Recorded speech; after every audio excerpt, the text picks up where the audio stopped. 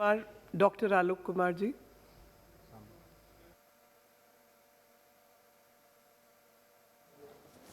धन्यवाद सभापति महोदया।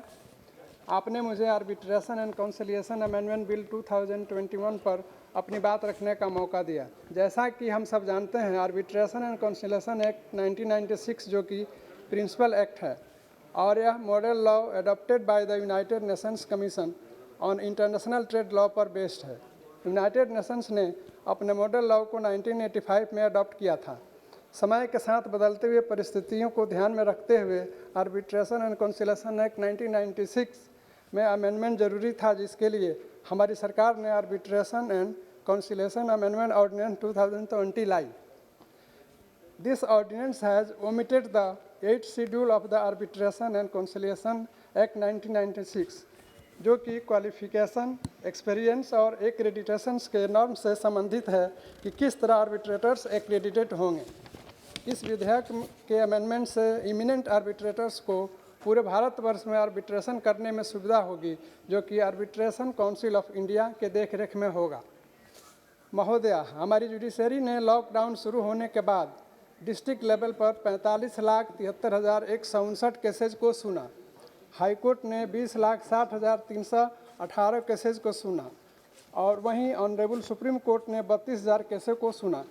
हमारे परम आदरणीय माननीय मुख्यमंत्री श्री नीतीश कुमार जी ने सबऑर्डिनेट जुडिशरी के सुधार के लिए अनेक कदम उठाए हैं और हमारे मुख्यमंत्री जी ने सबऑर्डिनेट जुडिशरी को कंप्यूटराइजेशन में महत्वपूर्ण पहल की। कोर्ट्स में अधिक से अधिक स्पेस एवं ऑनरेबल जजेज के आवास एवं इंफ्रास्ट्रक्चर्स के लिए कदम उठाए जा रहे हैं ताकि सबको न्याय मिल सके।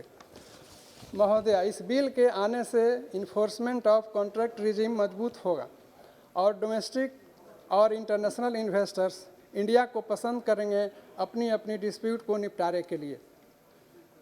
This bill has inter Alia amended section 36 of act relating to enforcement of arbitral award.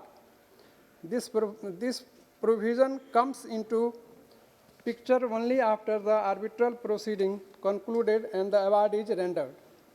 इस तरह से हम कह सकते हैं कि सेक्शन 36 कहीं भी ओवरलैप नहीं कर रहा है जब तक ये आर्बिट्रल प्रोसीडिंग्स का कंक्लूजन न हो।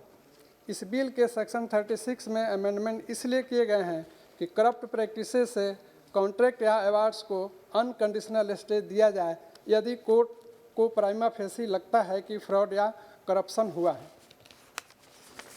महोदय, आज देश में ई लॉकडाउन और अल्टरनेटिव डिस्प्यूट रिजोल्यूशंस बहुत ही फास्टर, ट्रांसपेरेंट और एक्सेसिबल ऑप्शन है। देश में करीब 23 राज्यों में 8 लाख केस को सुना गया, जिसमें 4,07,000 केस को डिस्पोज ऑफ किया गया।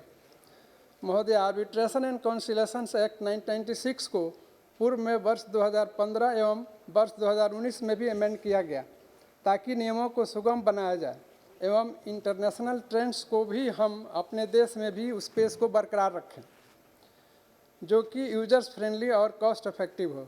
वर्ष 2017 में सरकार ने इंस्टीट्यूशनलाइजेशन ऑफ आर्बिट्रेशन मैकेनिज्म के लिए एक high level committee honourable justice Shri Krishna ji के चेयरमैनशिप पे बनाई थी, जो कि काफ़ी महत्वपूर्ण सुझाव दिए थे।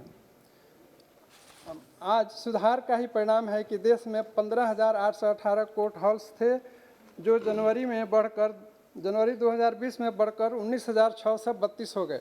वर्ष 2014 में रेजिडेंशियल यूनिट्स 10,211 थे, जो जनवरी 2020 में बढ़कर 17,412 हो गए। यह सब माननीय हमारे प्रधानमंत्री नरेंद्र मोदी जी के सुधार का परिणाम है। वर्तमान में 2713 कोर्ट हॉल और 1893 रेजिडेंशियल यूनिट्स का निर्माण अंतिम चरण में है, जो कि एडिशनल कंस्ट्रक्शन है।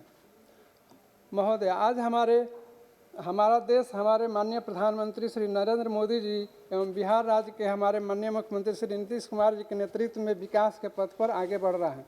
इसी क्रम में यह बिल देश के लिए बहुत आवश्यक है, जिसका मैं समर्थन करते हुए अपनी बात को समाप्त करता हूँ। धन्यवाद।